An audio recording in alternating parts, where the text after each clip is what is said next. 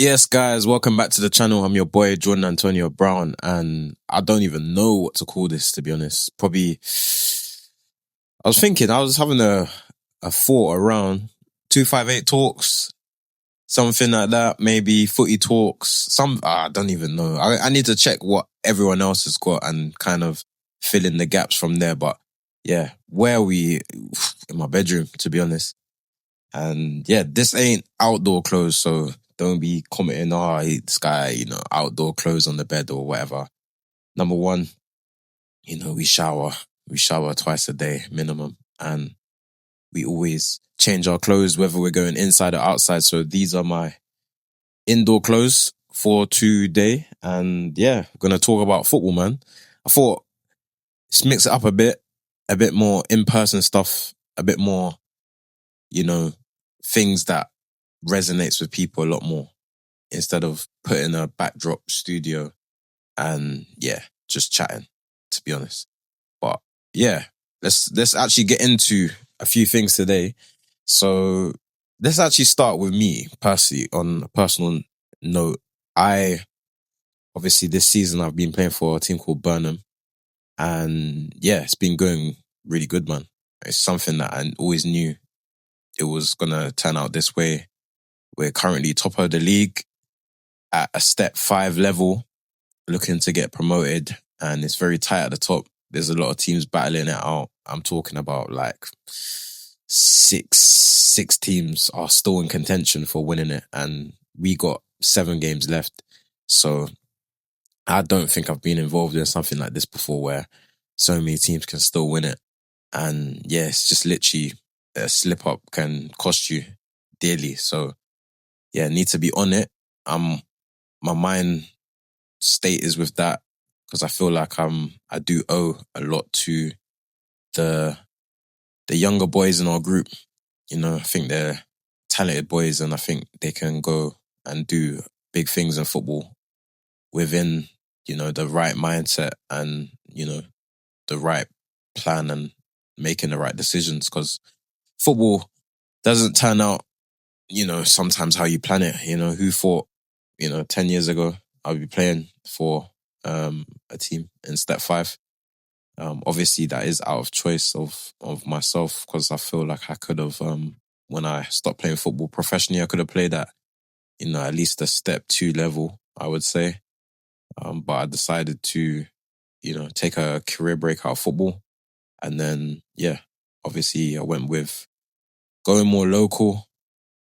Burnham's not too far from where I live, so it does make sense, to be honest, in totality. But I played in this league last season, and we played Burnham as well. It was interesting, but I always looked at Burnham, I thought, yeah, that's a team that they represent values that, I would be proud of, so I won the league with a team called Egham, and then I said to myself, yeah, I'm going to go play for Burnham. And yeah, it's been great, man. Great this season.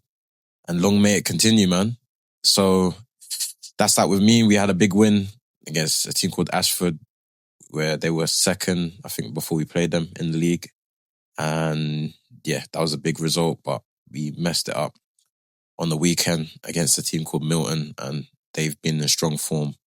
And yeah, they're trying to get a playoff spot. And obviously we're trying to go for the league. So it's going to be a lot of competitive games moving forward. And obviously we do not have teams, I don't think, in the top 6 or 7 to play for the rest of the season. However, the teams actually we're playing, they're trying to get in the playoffs, and they're trying to stay up and not get relegated. So it's going to be not hard, not easy. I'm just speaking for myself here. I would say that it is something that you just need to turn up and get your job done, to be honest. If you're talking about difficulty level, but it is hard mentally to always get up for, a game. Don't matter who you are, you need to get up. Actually, no, let's take that back. It's difficult when you're top of the league and you have to get up against the bottom of the league team, because you need to find motivation from somewhere. But for me, I find it easy to find motivation from somewhere, you know? Like MJ in those Netflix documentaries, he always said like, he would see someone in the newspaper talking about him and say, this person don't rate him, or, you know, they think he's shit. So he would make sure that he puts that in his head. So he then goes out there and performs. So I think it's easy for me to make up something to motivate myself, but it's hard, like, to just get up and be like, okay, today's the day. Do you get what I'm trying to say? If you get what I'm trying to say, you know what I'm trying to say. But anyway, but yeah, that's the situation right now. We're going to talk about Baller League at the end of the video.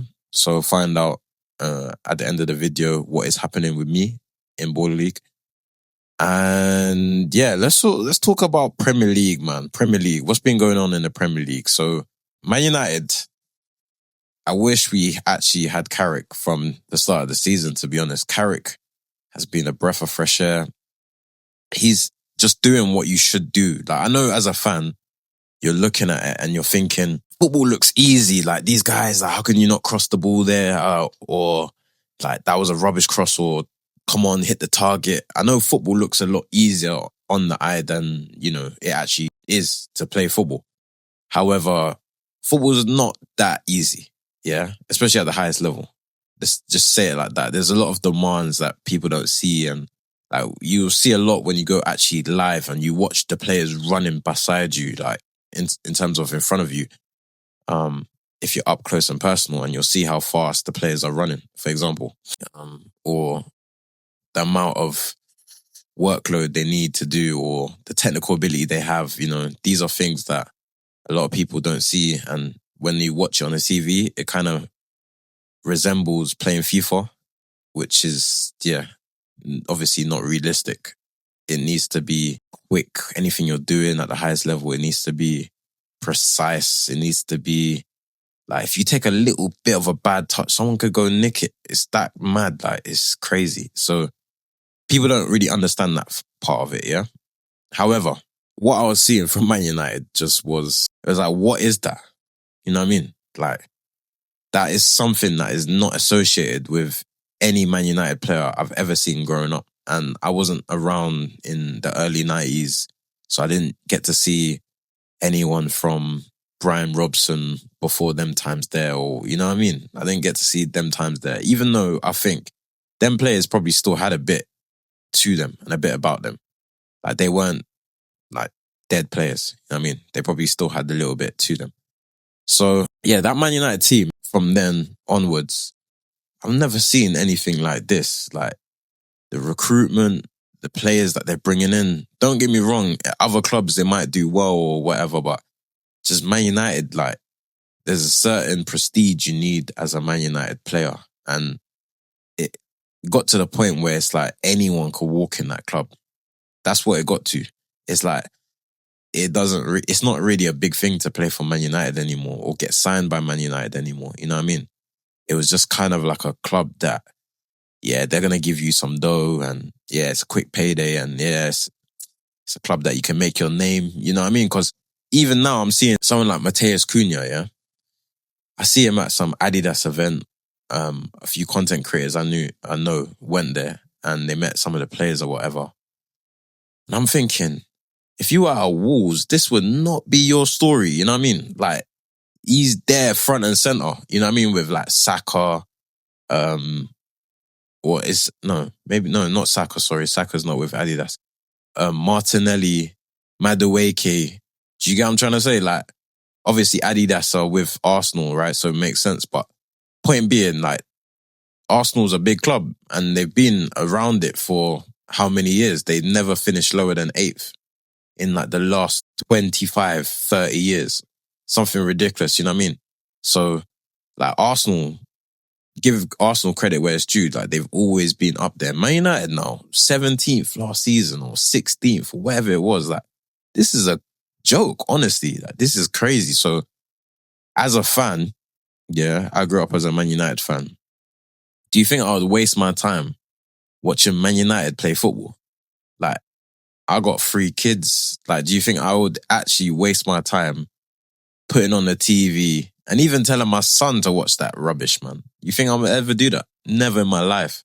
So, yeah, like, I zoned out for a while, man. I stopped watching Man United. I stopped being indulged in what they do. Like, it's just tiring. Like, you see the headlines, you're just like, bruv, like, this is long. Like, there's no point keeping up with this. And the football, you can't watch. My eyes would bleed. You know what I mean?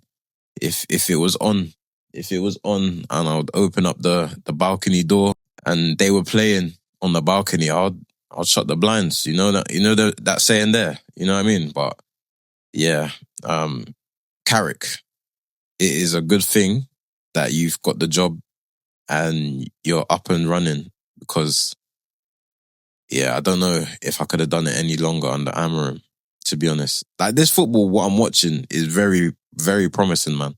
Like, it just looks like what they should be doing. It looks like what I'm accustomed to seeing at Man United. You know, the counter-attack against Everton, what a goal.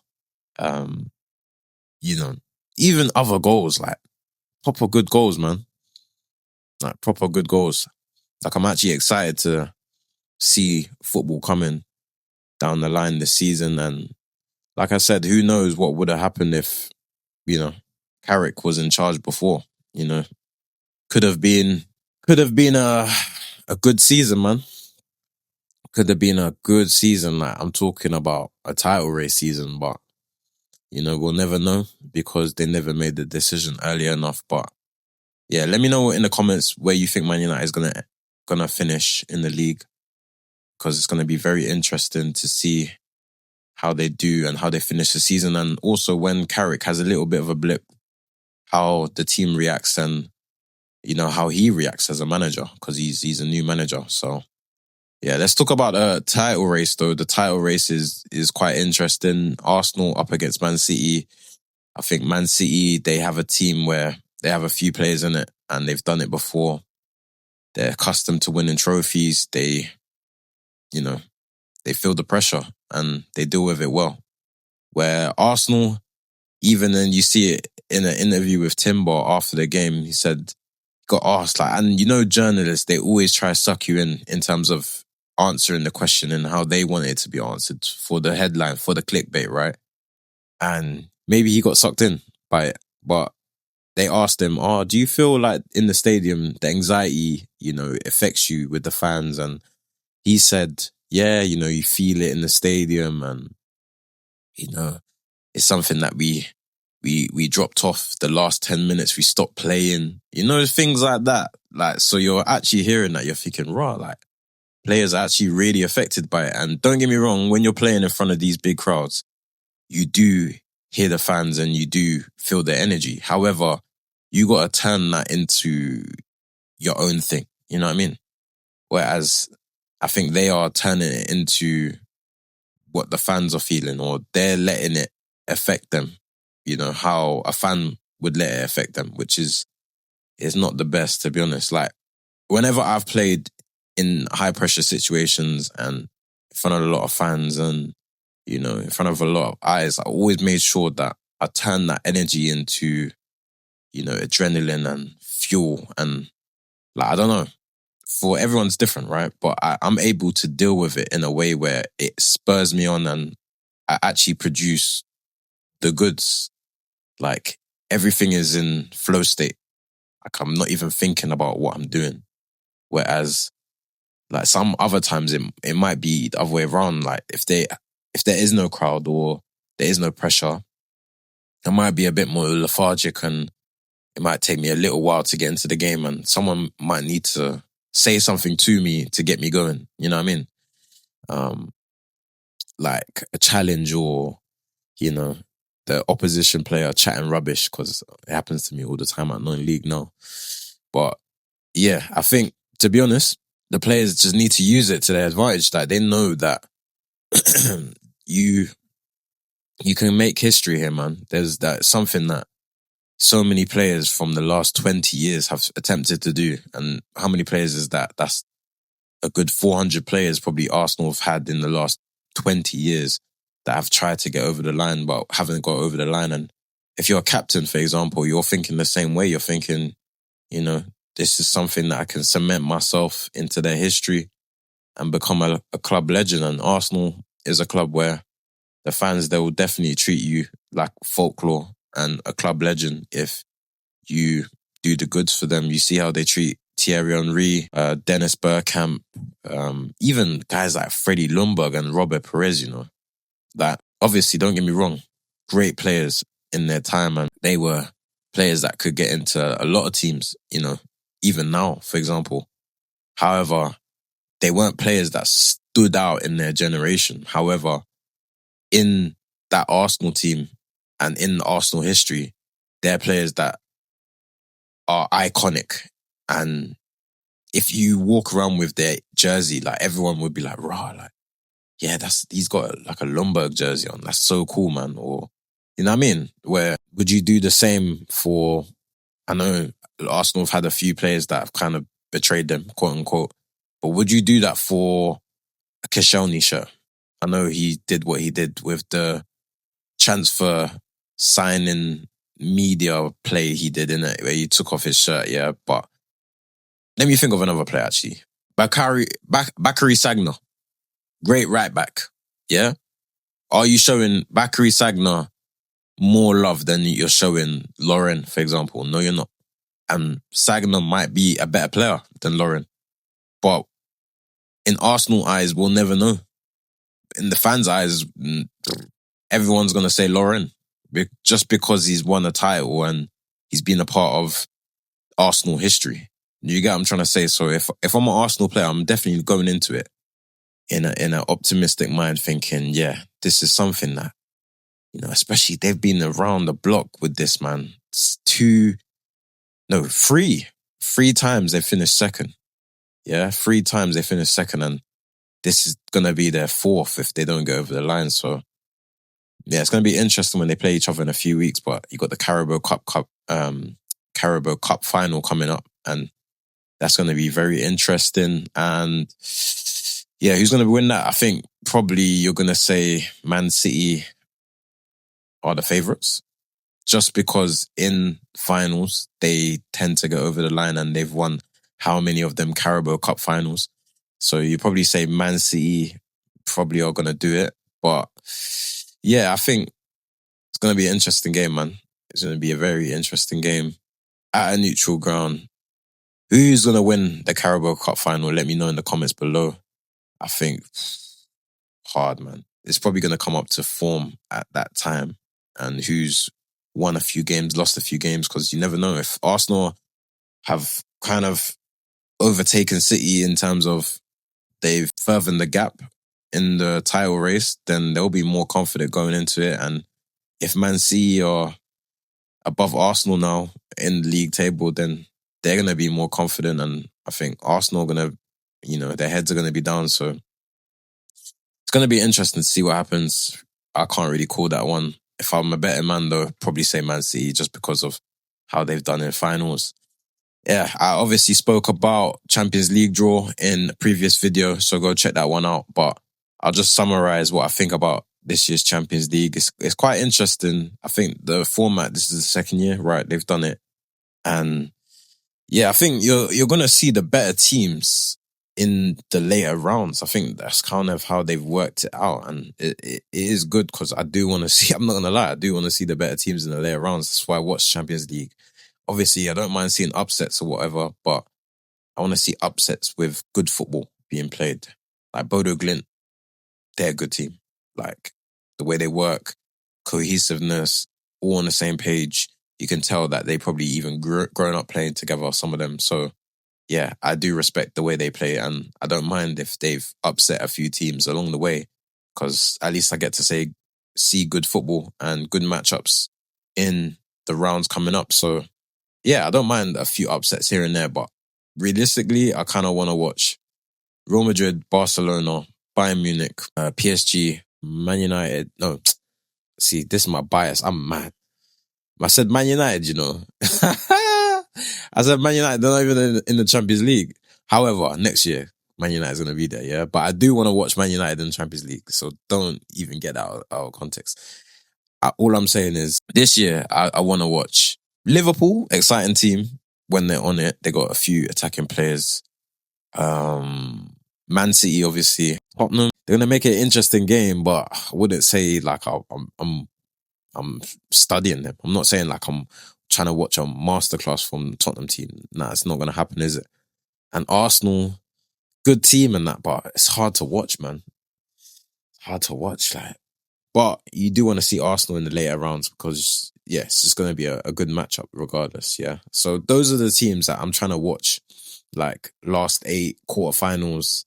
Do you get what I'm trying to say? So I think this format has been quite good. And yeah, it showed last year, you know, you had a Real Madrid quarterfinal with Arsenal, which was very entertaining. And then it turned into PSG Arsenal semi-final. On the other side of the bracket was Inter Barcelona semi-final.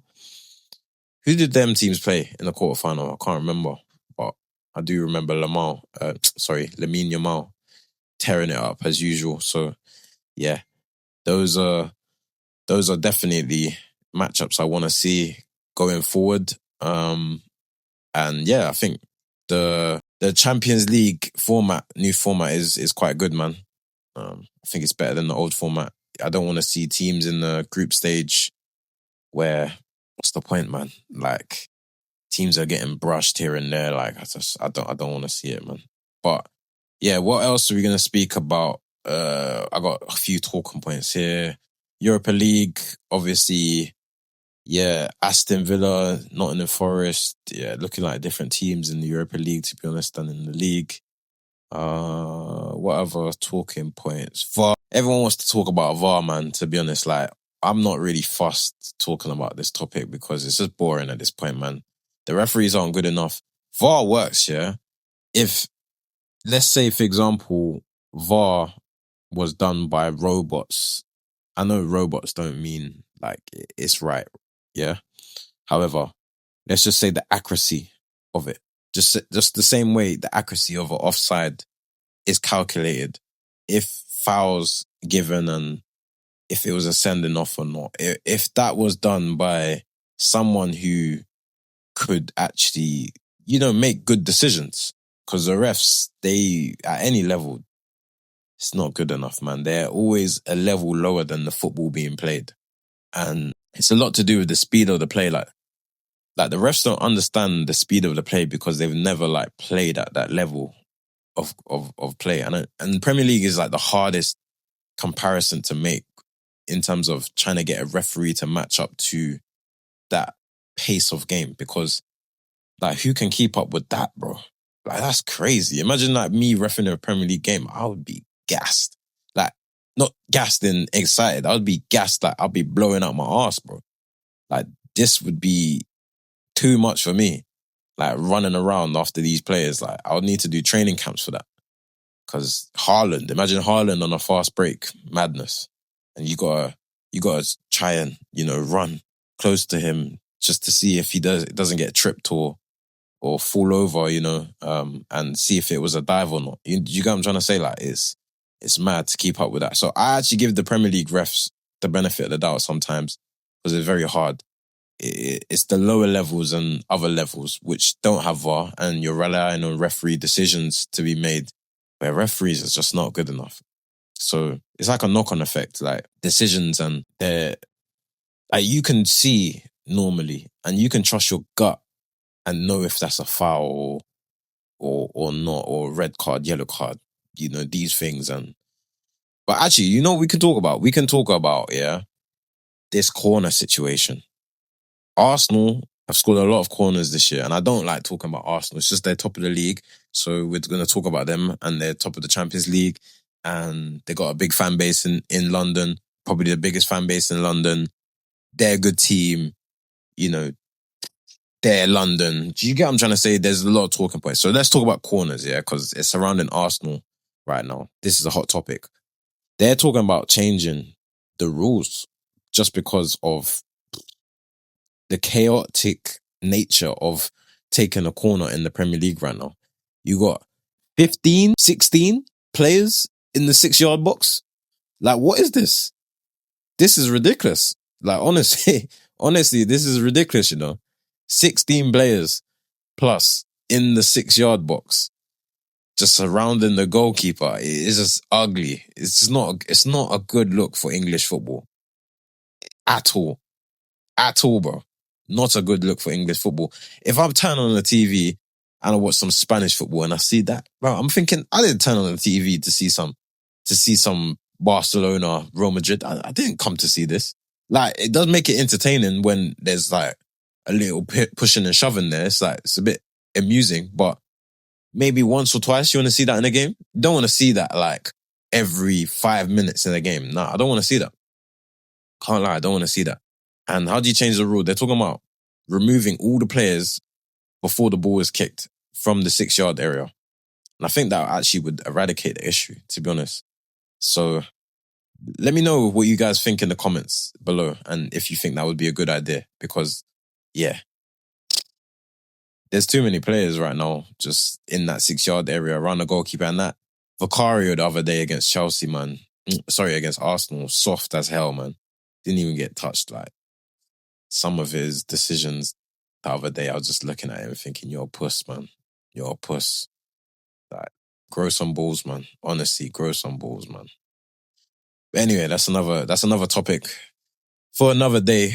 Don't really want to be talking about refs too much. Other topics, obviously Vinícius Júnior, he silenced the critics in the Champions League, danced on their head top. How can you tell a man if he can dance or not after scoring a goal? Ridiculous, to be honest. And yeah, Vincent Kompany, he summed all of that up perfectly. Yeah, danced on them, shut them up, made them mad. That's what you got to do, to be honest. If you're asking me what I would do in that situation, you know, been racially abused on the pitch before. Sometimes I've heard it, other times I haven't. And to be honest, I'm someone different. I deal with it in a different way where I wouldn't cry, I wouldn't, you know, make a song and dance about it, like in the game. Because I think you should, by the way. I'm not saying you should follow what I'm doing. I'm just saying how I am as a person and how I would deal with it. I can't lie. I can't really say what I would do on camera, how I would deal with it. But yeah, it's a touchy subject in it, and I don't really get offended by words and what people say, you know. Like, I've never really got offended by it.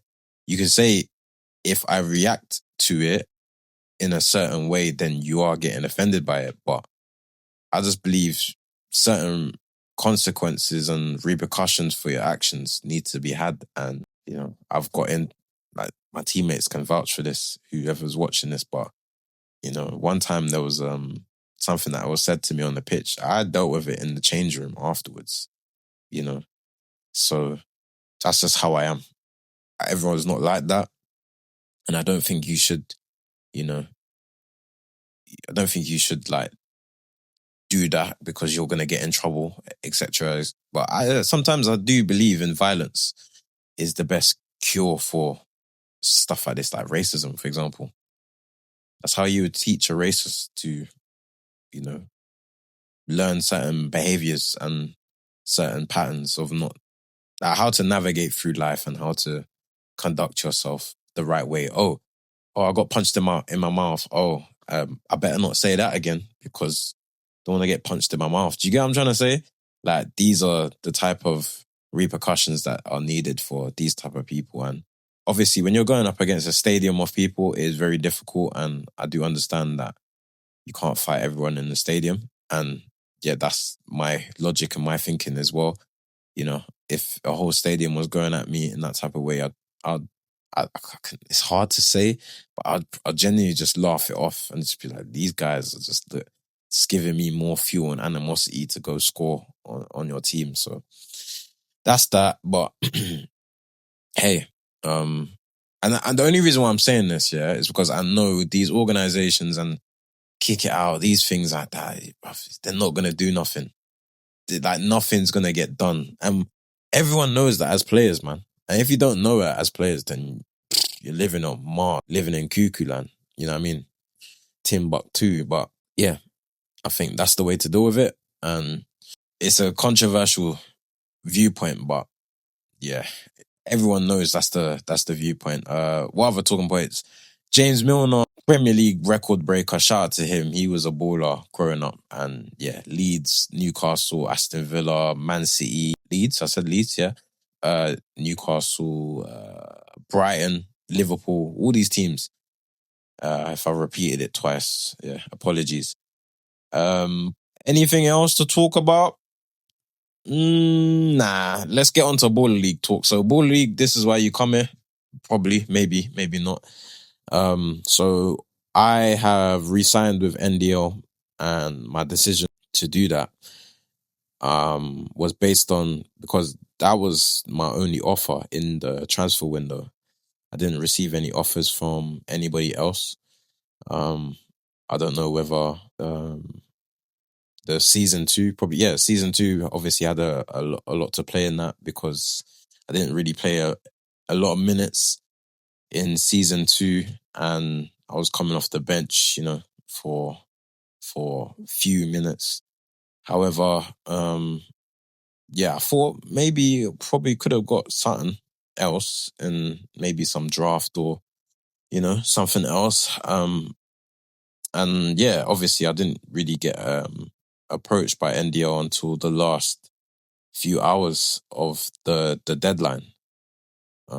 But had a brief chat, and obviously before the call was made, my mind was kind of set on if I have a chat and it's kind of what I think it should be or will be, then I'll do this Border League thing again, and I'll make it work, and I'll give my all like I always do. Otherwise, I'm someone where, like, if I don't think my team is gonna win, I swear on everything, I'm not gonna take no money. I'm not gonna do it for no social media or anything like that. I'm not that type of person. I'd rather not play, because I'd rather not be associated with just losing in general. Like, that's just me personally. Everyone's different, but I play to win. I play for all the chips, all the marbles. I play for, all the cards. Yeah, I play for everything. I don't play for second place. I don't play for mid-table or, oh, we did all right this year. Like, I don't play for that. So if you're asking me, if I didn't think that was going to be the case, like, I wouldn't have done it. I wouldn't have re-signed. And I do believe, having talks with Niko, I think, yeah, we have what it takes. Obviously we did last season as well. Don't get me wrong. I just think, off the back of the first season, I think, well, I was in this first season, sorry, but this is a new team. So the new team's second season, right? This is the new team's second season. I think off the back of that, everyone together as a collective has learned from all of those mistakes and challenges, or, certain situations that we went through. And I think we'll put it right this time. So I'm quite confident in, no, let me change that. I'm very confident in the players that we have, and obviously the team, whether it be on and off the pitch, that, has been built. And I do believe now that we are going to come into a mode which we haven't reached yet, because the talk was last season, second gear, third gear, you know what I mean? Like, no one saw what we could do, our full potential. No one saw that. Not any player I can mention. Even Isaac, I know Isaac could do better. Even though he got team of the season, I know Isaac is even better than what he showed. So, like, there's so many of us that still need to prove a lot for, the third season. And with the additions that have been made, 3 big signings, who did very well in the league last year, including a new signing, Jaden as well. And obviously we got a new coach as well, which I don't think has been announced, but will be announced sometime shortly. Yeah, I think we'll be able to tell within the first 2 weeks if it's the same as last season, or if this is something different, and something has changed. So we'll know that very quickly. So, because we played together, most of us last season. So yeah, excited for this season. And yeah, man, it's going to be good, man. Ball League Season 3, apparently there's some prize money to be won, allegedly. for the winners. And yeah, there's obviously US starting with Champions League and all of these different things as well. So yeah, man, it's going to be very interesting, the landscape coming forward. Did get asked, this week if I was going to be involved in a few tournaments, big tournaments, announcements coming up as well. So looks like I'm in this kind of 5-a-side, 6-a-side, 7-a-side scene right now, and there's a lot of things flying around, a lot of prize money flying around, and yeah, man, the competition I got asked to play in, there's big, big prize money on the line. I'm talking substantial amounts, you know what I mean? Some amounts where you can go buy yards.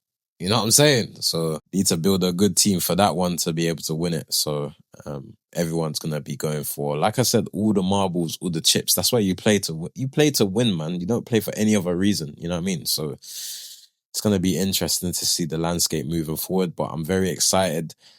What should I call this, people? Let me know in the comments below. Obviously, this is linked up with Footy258. This is my channel. And obviously, Jordan Antonio Brown is the channel name. So let me know what you guys think should be called, the podcast should be called. And yeah, did you enjoy this format? Were you comfortable? Just watching me chat shit on my bed. Yeah, let me know in the comments below. Don't forget to like, comment, subscribe, stay notified, and I'm out. Peace.